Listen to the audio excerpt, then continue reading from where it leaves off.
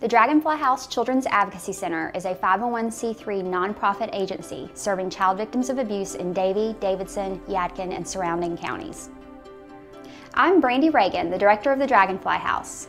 At our facility, we provide all of the services that a child victim of abuse would have to have, but we provide them in one place at one time to make the process easier for the child and their family. Let me take you on a tour of our facility. Our lobby is the first place the children come to when they arrive at our center. It is a warm and comforting environment and one that helps relax them and make them feel at home. This is also the first place where they start to receive services, which are our advocacy services. This is where they will be told everything that will happen to them. Their parents will be informed of the services that we'll provide while they're at our facility, and they'll also be giving information and resources to help them through this process.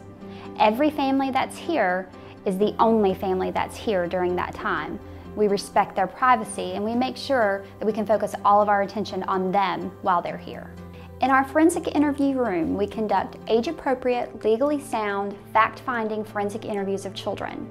Our goal is to limit the number of times that children have to talk. In this room, it is just the interviewer and the child talking about what happened. The first thing we have to do is establish that the child understands rules and the difference between the truth and a lie. Then we have to tell them that they're being recorded.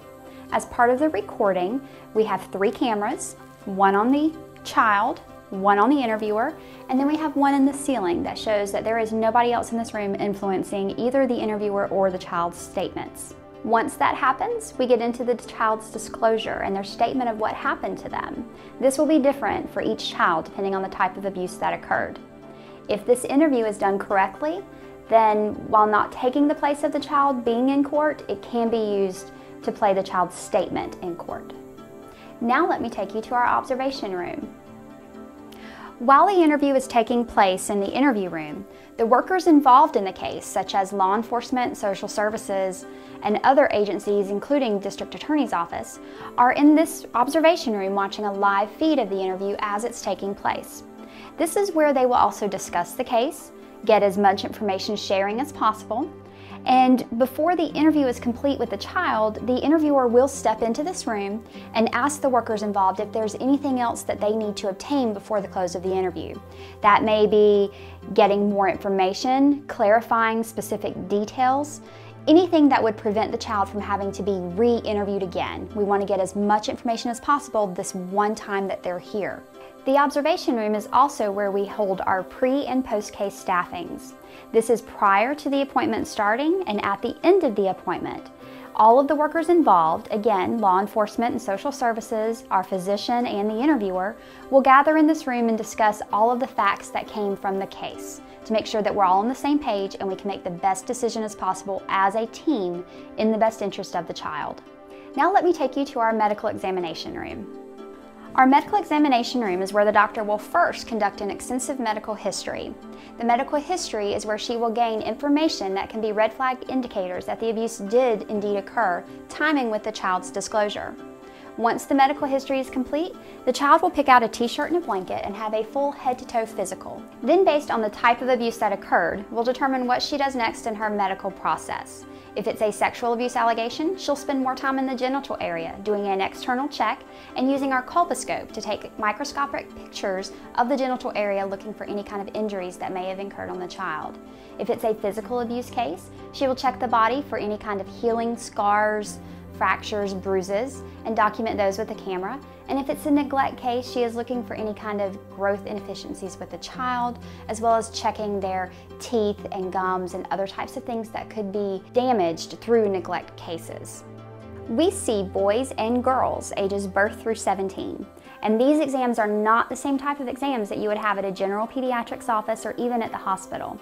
These exams are conducted by a pediatrician who is highly trained and specialized in child abuse pediatrics.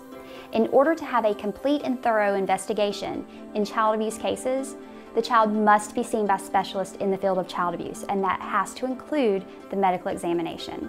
Now let's go to where the healing begins. Our therapy room is where children come on an ongoing basis to receive the help that they need to begin the change in breaking the cycle of abuse. This is where the healing begins. Studies show that children who receive therapy following a traumatic incident will have more positive outcomes.